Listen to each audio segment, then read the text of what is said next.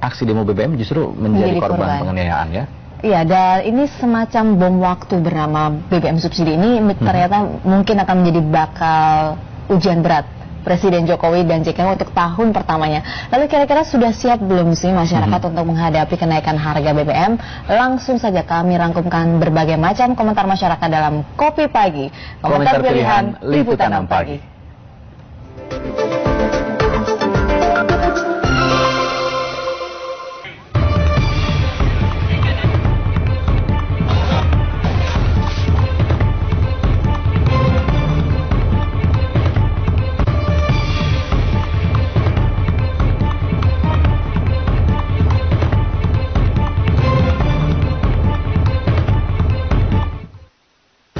Menyampaikan aspirasi tentu boleh-boleh saja, asal sesuai dengan aturan yang berlaku.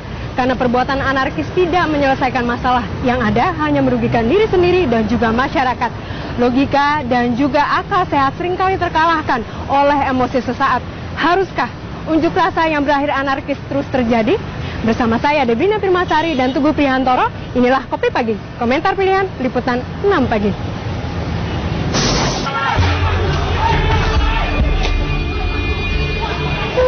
Makassar bergejolak. Rencana kenaikan harga BBM jadi pemicunya. Tiada hari tanpa aksi demo mahasiswa.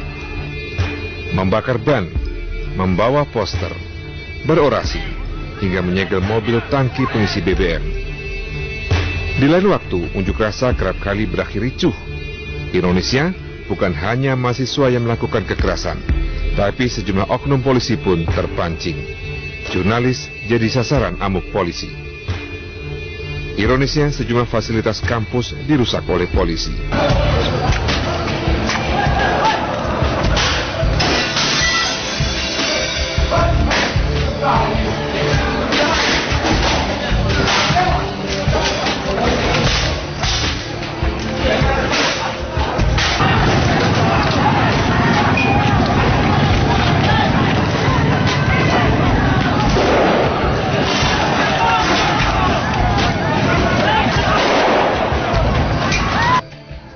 Korban berjatuhan.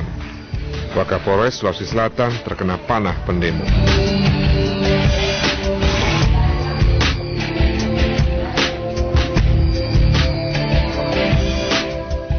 Sungguh anarkistis.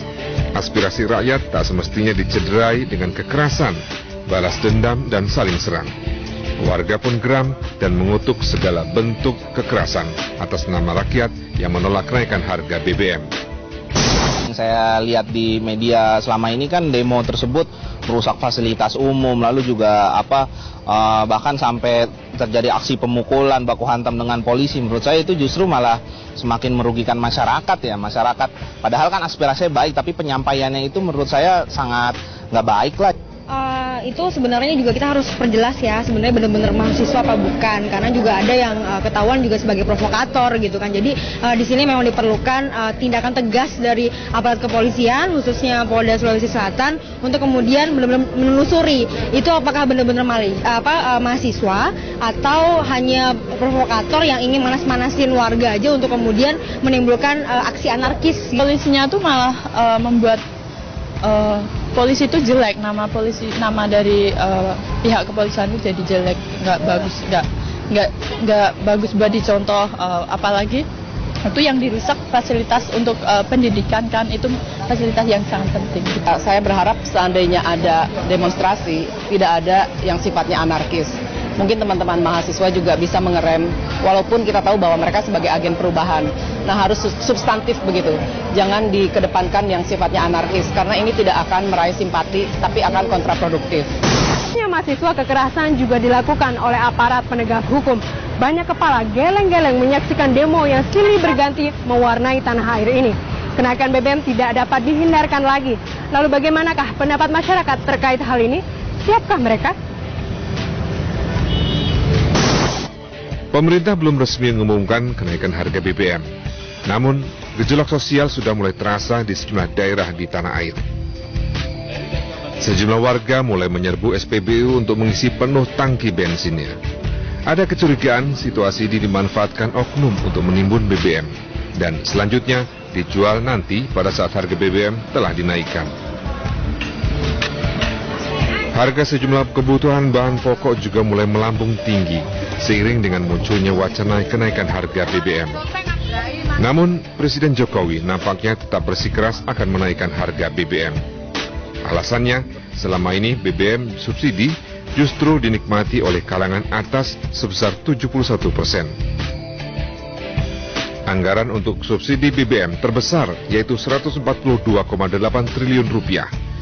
115,4 triliun untuk infrastruktur dan hanya 44 triliun rupiah untuk subsidi kesehatan. Lalu, sudah tepatkah kebijakan untuk menaikkan harga BBM bersubsidi ini? Kalau subsidinya buat rakyat, dialihkan ke masalah sosial, pendidikan, buat rakyat yang nggak masalah lah. Yang penting semua korupsi berantas gitu. Kenapa sumber minyak di Indonesia ini kan nomor 2 di dunia? Kenapa harus jual beli keluar? Minyak mentah bisa diolah di Indonesia kok.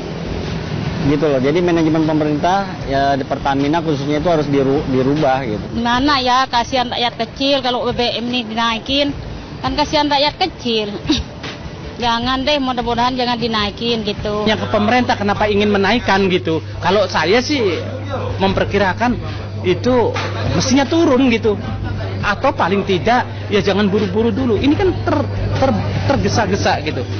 Kelihatan tergesa-gesanya. Pertama, koordinasi belum jalan antara menteri yang satu dengan menteri yang lain. Kebijakan yang tidak disertai dengan diawali dengan kebijakan yang konkret, ya. Kenapa di sektor kelautan bisa konkret misalnya? Kenapa tidak dilakukan juga di sektor energi? Kenapa tidak Saudara Susi saja jadi menteri energinya? Dia bisa berani memotong kebijakan yang selama ini pro kepada asing. Ini adalah keadaan kondisi keuangan negara. Sudah tidak kuat lagi kalau subsidi dibiarin terus naik.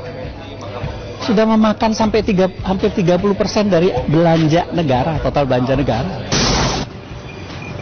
Ini adalah tantangan yang sering dihadapi oleh para